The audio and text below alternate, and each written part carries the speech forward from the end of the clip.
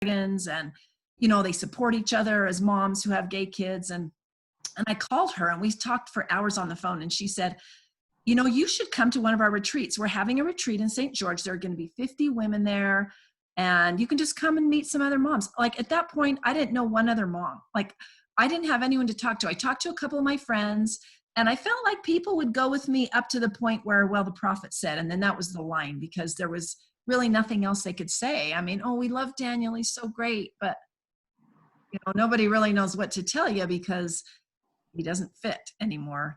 He would go to young women's in our ward, and they loved him, and the leaders loved him, and the bishopric, and they would pull him out. And then I'd see him one day in young men, his was standing by these other kids, and he watched these boys make fun of him when Daniel said something. And they did this, and I thought, of course he doesn't want to be there. They're making fun of him. So anyway, we just struggled with trying to help him find a place.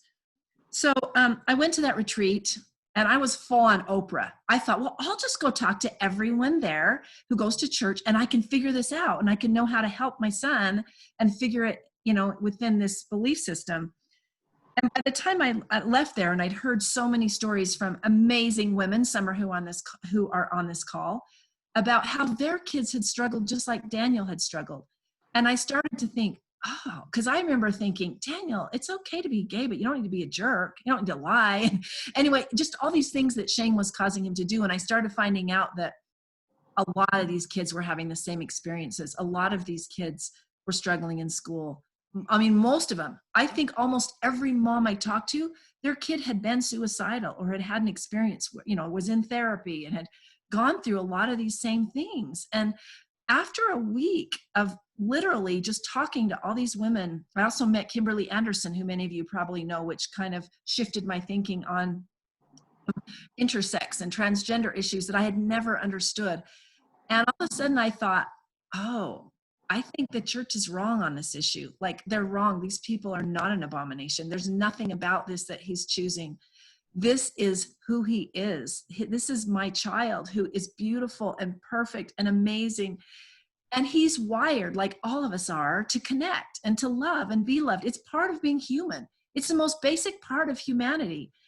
And he had been told his whole life that anytime he felt that or thought that there was something seriously sinful and wrong with him. Of course he was struggling. Of course he was having a hard time in school. Of course he didn't feel like he was good enough. So that was really a shift for me to all of a sudden start thinking some things that I had thought my whole life and believed, and the sources I got them from, I didn't believe anymore. And it wasn't that I got those. The information I got was from the leaders in church, who I think are great people and are doing their best, but they just didn't know. They clearly did not know this, because I felt like I was given bad information, and so I didn't parent my son in a way that helped him. So fortunately, I started learning, and I went to lots of Mama Dragons and talked to them, and lots of different events.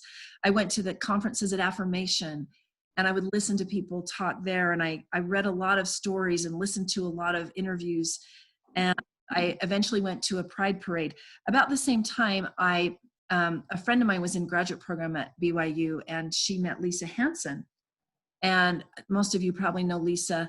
And I started going to therapy and taking Daniel to Lisa, and she told me to go to the Pride parade. She said, you need to understand this and show Daniel that you love and support him. And so I went there, and I went with a couple Mama Dragons I had just met at that retreat. And all of this was just like stepping into a different world, a world that I had not experienced. I hadn't gone to those places to know people who weren't sitting in church every week and weren't people that were in the same, same belief system, but they were people who had been hurt. And I watched people in that parade as that first time I went, I was in my dress and doing the Mormons Building Bridges, that group.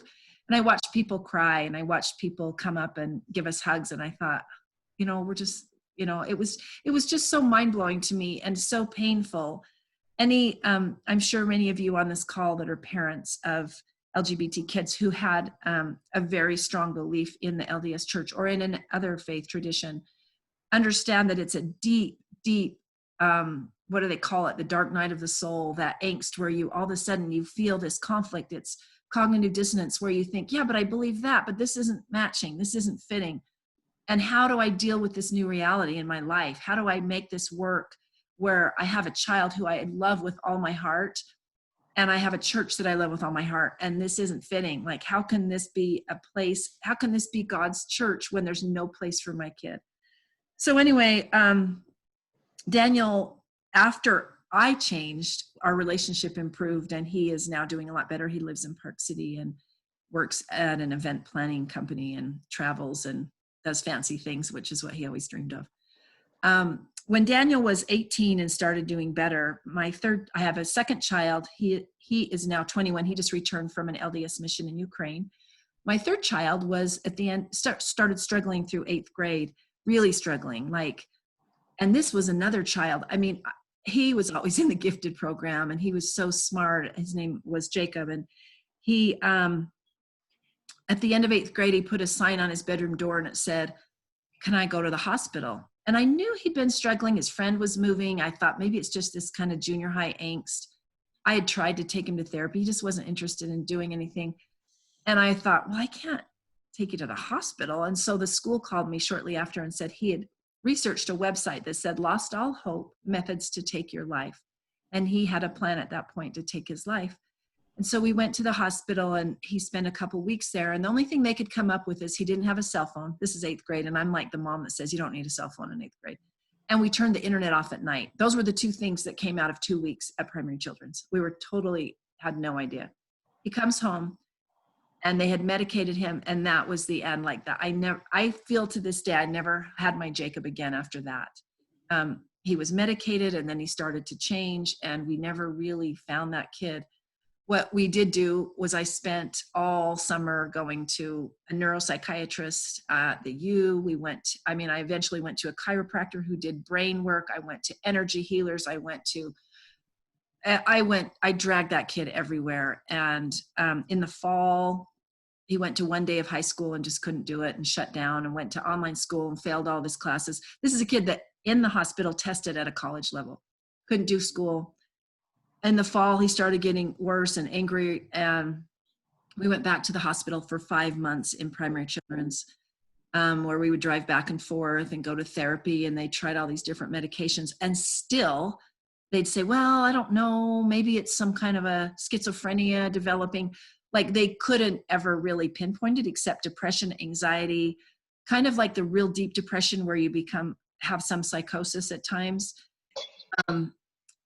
For those who know Stockton Powers, Jacob was in the hospital at that time with Stockton, and they would sit there, and Stockton would play his guitar, and they were good friends.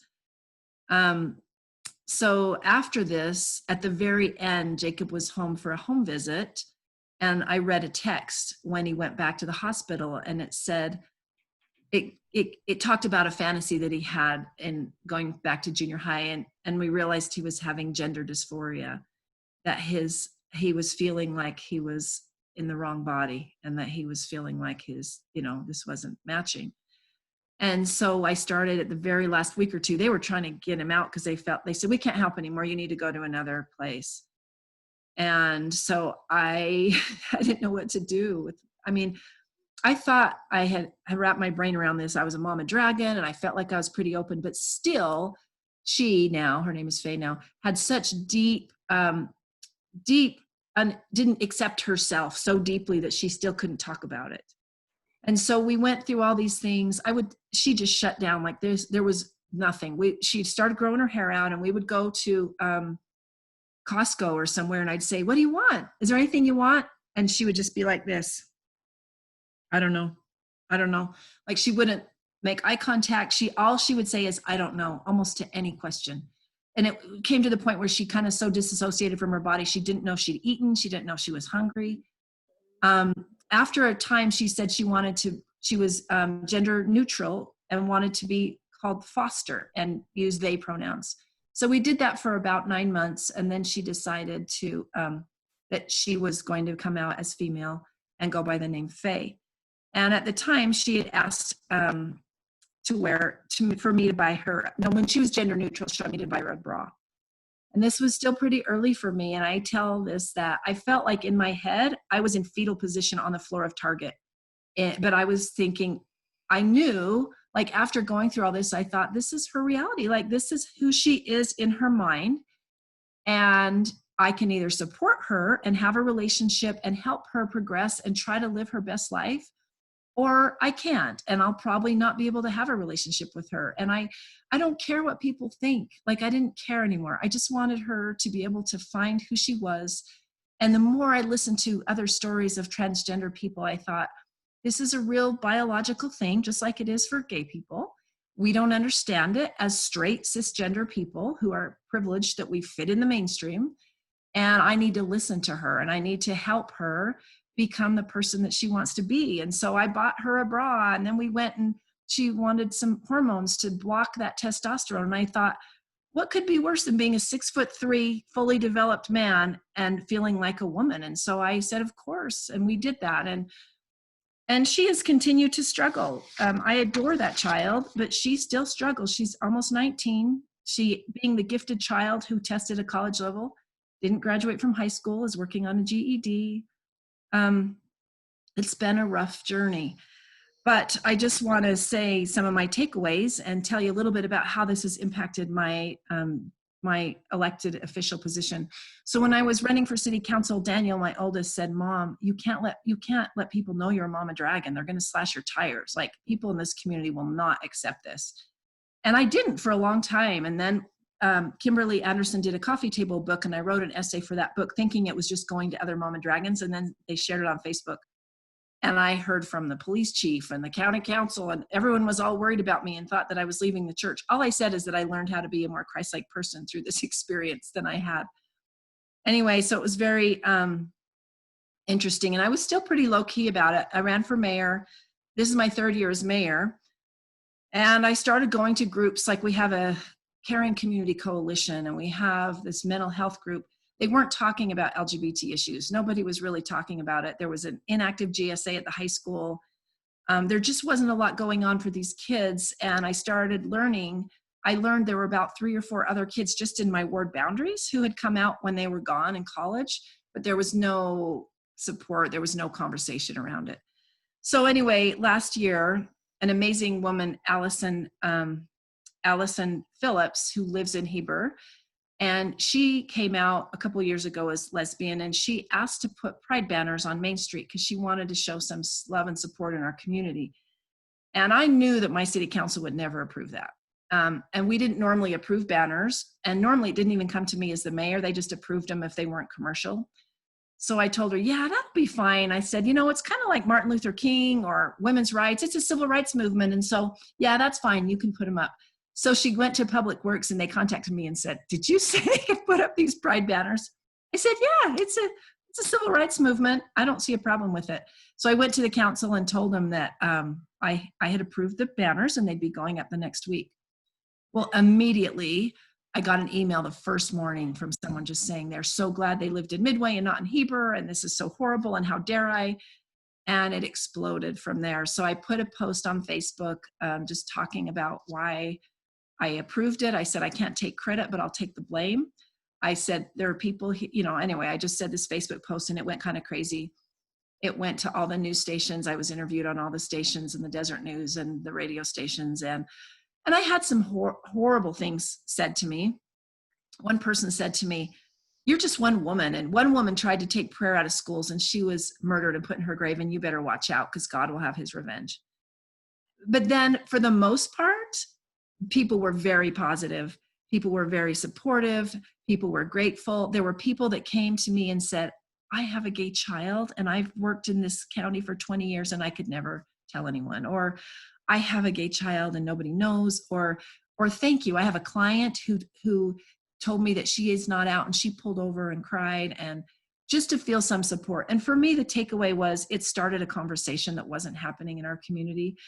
I felt bad for some of the negative things that came out because I didn't want anybody in our community to hear negative things about gay people or anything. But I had a lot of people say, well, gosh, my parents said this, and I talked to them and I explained this. And I felt like it just started a conversation. I had someone from the health department who's in the prevention come to me and say they felt the same thing, that it started a conversation. that needed to happen in our community, and also kind of identified people who were allies that maybe if someone needed someone to talk to, they could have those conversations. I was introduced to a lot of fabulous people that I didn't know before. Allison had and another friend, they had a party, and I went to that party and met some great people. We met this wonderful couple, this older gentleman who were from England, and they'd moved to Heber. They'd been together for 39 years. One of them had just been diagnosed with a brain tumor. I'm just going to tell you this brief story and then I'll finish. 8 weeks later, he had also been diagnosed with cancer, and they called me and said, "Hey, Kelleen, Andy isn't going to make it. They don't think he'll make it 48 hours, and they haven't been married because they've been together for so long." Well, I happened to be in Provo, and they said, "Can you help us so we can perform a wedding?" And I used to work in elections, so I called the county clerk, and they were giving me all this runaround. "Oh, someone has to come in person." And I said, "Never mind." So I called Salt Lake County. "Someone has to come in person." I said, "Let me talk to the county clerk." Well, I knew her from when I worked in elections back in the 90s, and she said, "I'll go there myself." So she went to Bountiful ICU and issued them a marriage license. I ran home, changed clothes. I pulled some language from another wedding I had done that was appropriate because it talked about marriage being a commitment of the promises that you've already made and kept, kind of honoring their past and their relationship. We had a small little wedding ceremony with those two in the ICU. Andy was alert. They laughed. They had a piece of cake from the day before. They toasted their piece of cake. There were just 4 of us and the 2 of them. 2 days later, they transported him to a care center in Heber. I came on Tuesday. He was completely incoherent, talked to Mac, and he passed that night. And I'm just telling you that I've had some of the most beautiful experiences and met some of the most amazing people of my life through this journey who my heart would not have been as open to. I don't think we can look at people as making bad choices or sinners and have the same kind of wholehearted love that has just enriched my life. And I thought I was loving, but I had some judgment in me because of what I had been taught. So anyway, I've probably talked more than, but those are my takeaways. I think it's easy to, when people are different than us, to think somehow there's something less than about them and marginalize them. And it's been done from the beginning of time, and it continues to be done in all societies and cultures. But when we open our hearts to those people and just know that we all are wired for love and connection, and we all want the same things. And if we can, and people make their best choices when they know that they are honored and loved. I think shame does nothing for anyone. But when we honor, especially our youth and anyone really, when you feel like someone thinks you're great, you're going to be great. You're going to be your best self. And people are their best self when they feel loved and honored for who they are. So I needed to learn that lesson, obviously, but I'm grateful for my wonderful kids who helped me go through this journey. Okay, Kelleen, thank you so much. It's really unfair because Kelleen and I, usually before we have one of these sessions, we get a chance to have a private conversation with whoever the guest is. And we got on a conference call yesterday, and I heard this story, and I was just so moved by the story. And I think, Kelleen, all of us as parents with queer children, we have to go through an arc of setting aside something that we felt so sure about. We knew the answers to all the big questions in life, and then this changes everything for us, and we have to go through this process. And I don't think that anyone on this call, anyone involved in this, would want to undo it. I know I can speak for myself in that I feel like it's changed me for the better and improved my relationships with everyone. And so one of the things that we got to a little bit yesterday was talk a little bit about what that was like to set aside thoughts and things you felt so sure about, and tell us about that arc a little bit. Yeah, I guess it started at that Mama Dragon retreat because I was still so sure that we would find an answer. I just thought this is my trial, and we just got to dig a little deeper, and I'll find some answers for Daniel, figure out how other people have done this. And after hearing about all of those kids and the impact, that the belief that there was something wrong with them having on them, it changed everything for me. And another one is just meeting Kimberly Anderson and hearing her story. And I'm sure some of you know her and about her, but she probably has a story online you can find. But I didn't understand those things. And I just thought, oh, I used to think, well, I'm sure that there's going to be answers. And, I looked at it as a trial, like some people do. You have to find some way to fit it into your belief system. And so I bought into some of that stuff, but it really shook me. It really shook me because I was so sure, and I was in it to win it. Like I had done all the stuff and I was so certain, but I was also so surrounded by people with those same beliefs. I hadn't allowed myself to really hear the lived experiences of people that didn't fit in the box. And so once I allowed myself to hear those stories, I started hearing a lot of different things and hearing the pain, the real pain of people who, and I say it's like refugees, like people who maybe wanted to be in that church and be a part of those places, but because of something they didn't have control over, they had to step away. And it shook me a lot in thinking, what if that's not, it kind of makes you feel like you lose your center, because I was so sure about everything and there was always an answer for everything. But I've moved to a place where I'm okay with the uncertainty. There's some things I'm really sure about, values, and those values are, love and honesty and kindness and, all those things that I always had as values.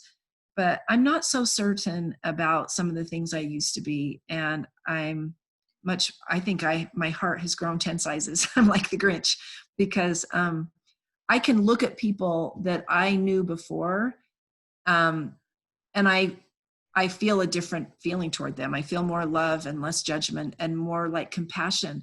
It's so easy for us to say, well, if they would have made the right decisions, or if they would have done this or that, but to just have real deep compassion and not question people's lives and just accept them where they are is a whole different thing for me. And so that's kind of what I came to after going, oh, wait a minute. That's not what it is.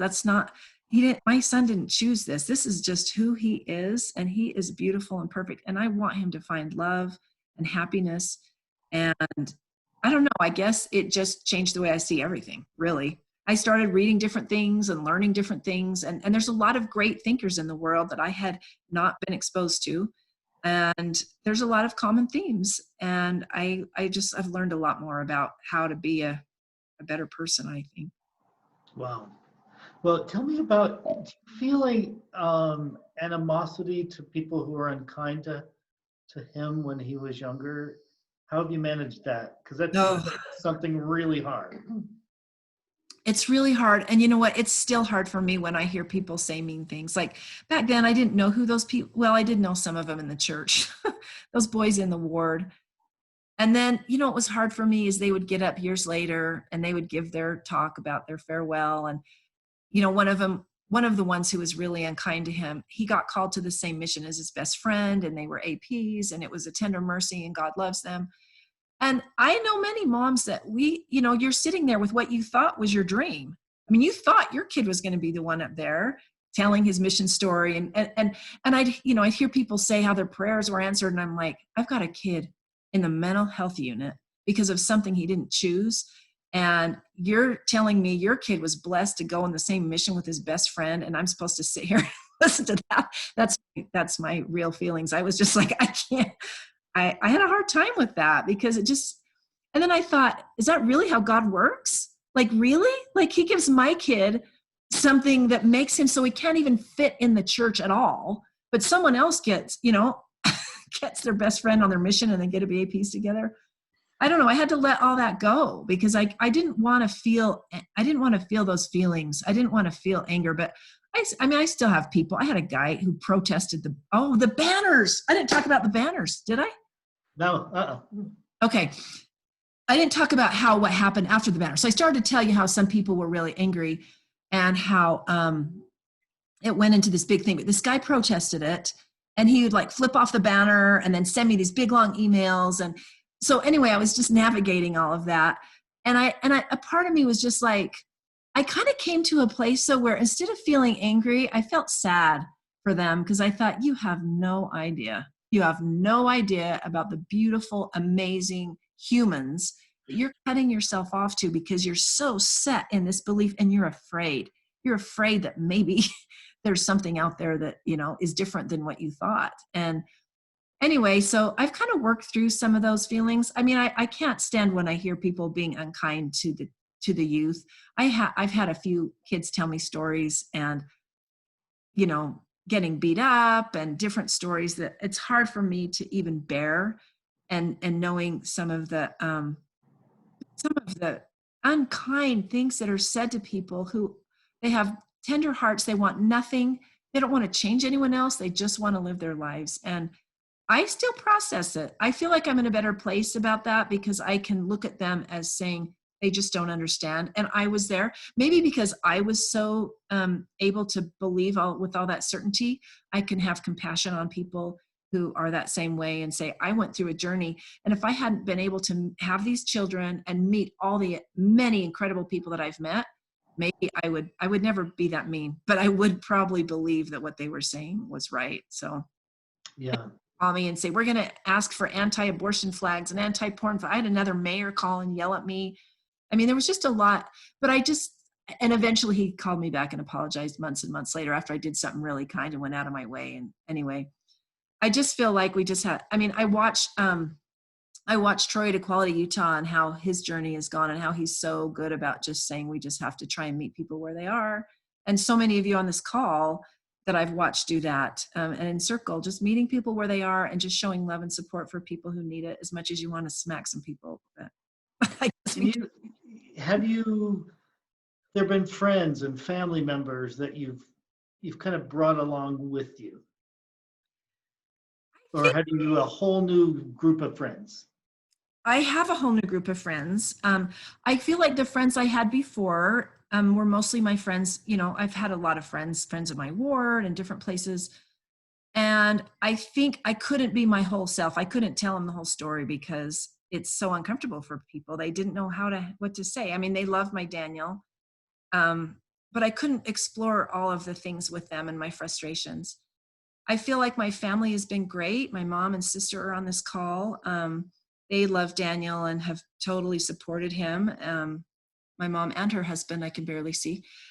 Anyway, there he is. Hi, Stan. I think they have been very kind and accepting. I was so nervous to tell them about Faye, especially. I mean, Daniel was a long time ago, but I was really nervous. And I felt like once I told them, they just loved Faye and they're on a mission. So, I think they've come along. I do have a lot of new friends, though, a lot of mama dragons and people who get it. Like, you need to have people who get it because I can't anymore just be with my friends who are talking about their kids all went on missions and they're all doing all this stuff. And I'm dealing with a kid who's in the mental hospital. Like I went on a bike ride one day with two of my old friends from church and they were talking about that. And I just couldn't say anything. It was too much for them. I knew that I couldn't talk about it. And so I feel like it's important for me to have friends and people that I can just be myself and I don't have to have a filter. I can just say things the way I see them and be as honest and talk about the realities of our situation are hard. It's still tricky with my kids' relationships. We had a kid that just came home from a mission and his gay brother feels like he was out teaching people to hate gay people. Like these are real things. Our state, our country struggle with these things. And I've got kids who are young and they're in their own family. We're trying to navigate this and it's tricky for them. And so I have to have friends that I can talk this through with. When my oldest son, once we were watching conference shortly after he came out, and my kids loved conference bingo and we had the candy and everything. And my gay son, who probably at the time was 15 or 16, he came in and he slammed off the TV and he said, PTSD, and walked out of the room. And I'm like, that's real. I mean, he had heard things that hurt him so deeply, he didn't want to be alive. I still didn't get it. We're in there watching conference. And I didn't even get why it was so, I didn't get all of it. So we're still navigating all of these things. And so yeah, I've had to have some new friends. I always say that climbing in circle, and I did this, my husband and I did this over 20 years ago with 2 kids in Salt Lake City. But now that I've found Encircle and I found my human and I found my support group, and that's why Encircle is was just so much to us. And but that I love hearing that. This is so true. So Yeah. how did your children? How are your younger children accepting your other two for children? So actually, let me shout out to Encircle. Right when Daniel was a little older and gone, but when Encircle opened, we would take Faye there every week for support groups. And she was one of the ones that got to meet with Dan Reynolds from Imagine Dragons and has a little shot in the movie. So that saved me too. And just being there, I just felt safe there. And I felt like I could just sit down and talk to anybody. So things like Encircle, I mean, it's life-changing because I didn't have it through those years with Daniel. I had no one to talk to. I would sit in my closet and cry to some Christian song about how sometimes your blessings are raindrops or something. I don't know. Any song that came on about trials, I was always crying about it. But thank heavens for Encircle and the kind of support that people have now. So my younger kids, so Hannah is 16 and Abby is 12. We adopted her from China. I always say we have like a Benetton ad for those who are old enough to remember because we have like all this stuff. They are totally accepting and supportive of their siblings who are LGBT. They just don't even understand why people aren't. Hannah has gone and done the GSA. She has some friends in the high school who are gay and a friend who's trans. They're just totally accepting, and it's all great. So great to hear. Ken, do you have anything? Kelleen, do you have anything else? Should we open it up to questions? Sure, yeah. Okay. If anyone has a question, just raise your hand and then unmute your